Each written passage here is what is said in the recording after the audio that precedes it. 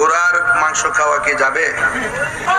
আচ্ছা, ঘোড়া ঘোড়া ঘোড়া ঘোড়ার গোশত আমি শুনছি, পত্রিকা পাইছি গাজীপুর নাকি ঘোড়ার গোশত 450 টাকা কেজি বিক্রি হইতেছে।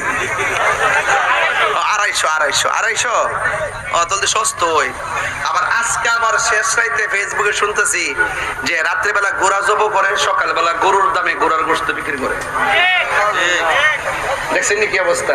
বাইরে কি থাকো তোমার, কি থাক ঘোড়ার গোশত যেমন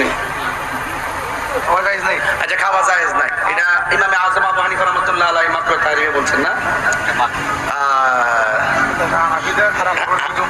হানাফিদের নির্ভরযোগ্য মতে এটা খাওয়া যাবে না, ঠিক আছে। আর এছাড়া এটা যুদ্ধের প্রতীক, রাসূল সাল্লাল্লাহু আলাইহি ওয়াসাল্লাম যুদ্ধের ময়দানে যতটুকু খাওয়ার কথা বলছিলেন এটা অবস্থার আলোকে, প্রেক্ষাপটের আলোকে বলছিলেন, কিন্তু এটা ইমামে আযম আবু হানিফা রাহমাতুল্লাহ অনেক কিছু খাওয়া যায়, প্রেক্ষাপটের আলোকে অনেক কিছু প্রয়োজন বোধে অনেক কিছু খাওয়া জায়েজ আছে।